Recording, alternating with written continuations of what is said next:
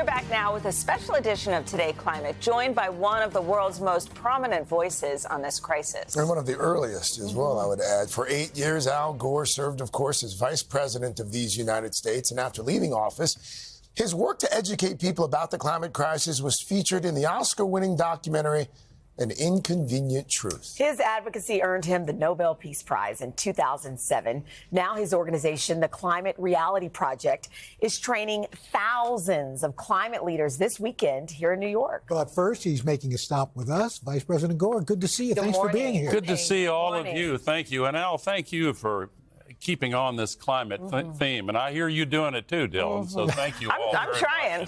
Yeah. It's important to get the message out. Yeah, well, we've got to. And so we want to set the table. Last year, 2023, hottest year on the planet. 2024, most likely be again upper ocean heat at its highest level. Antarctic sea ice at a record low. The question now is, are we past the tipping point, or are you still optimistic that that's a little ways away and with work, we can mitigate this? Well, it's important to keep hope alive, as Reverend Jackson always says. And the truth is the crisis is still getting worse faster than we are deploying the solutions. But the good news is we do have the solutions. There's been a nearly miraculous reduction in the cost of solar electricity and wind electricity. Battery power has come down 82% just in the last decade. Electric vehicles, green hydrogen. The solutions are there. Now, there's a big anti-climate force out there financed by the fossil fuel companies that are trying to convince people not to make this change. The real 80% of the cause is burning gas, oil, and coal. And we subsidize it. Taxpayers are forced to subsidize the burning of all these fossil fuels and assault the future of humanity. So we need to make the changes. If we do make the changes, we can solve this. It has reached a new level of seriousness, and a lot of the scientists who are almost always cool heads, they're really beginning to get super agitated about how serious this is. So we still have time. And the question is whether we have the political will. But political will is itself a renewable resource. Mr. Vice President, again, you're here to train leaders and advocates. Obviously, they get it.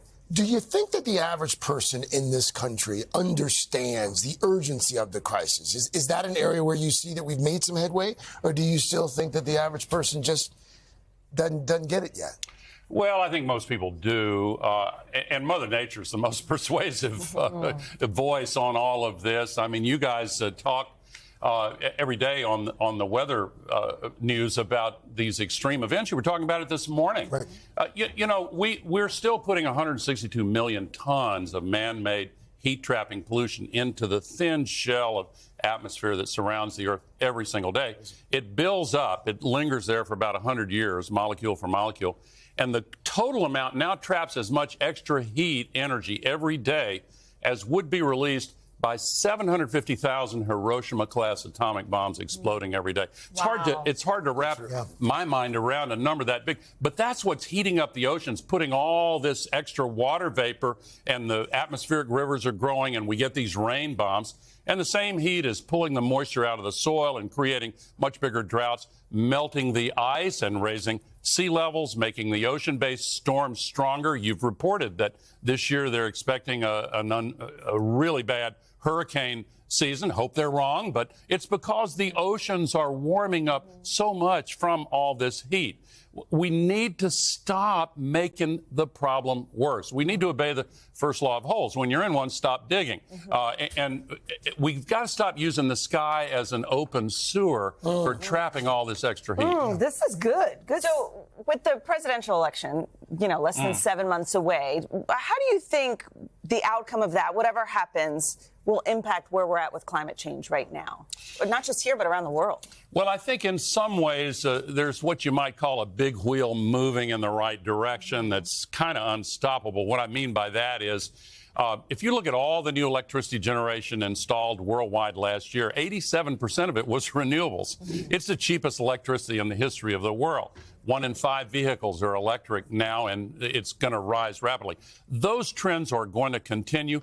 but it's not enough. And so the outcome of these elections in the U.S. and elsewhere in the world this year really will make a difference. It's important to make the changes. We were talking earlier about composting and all of these different, getting a heat pump and changing the light bulbs. But as important as it is to change the light bulbs, way more important to change the laws and the policies, because that's really the solution. And unfortunately, the largest polluters are way better at capturing politicians than capturing emissions.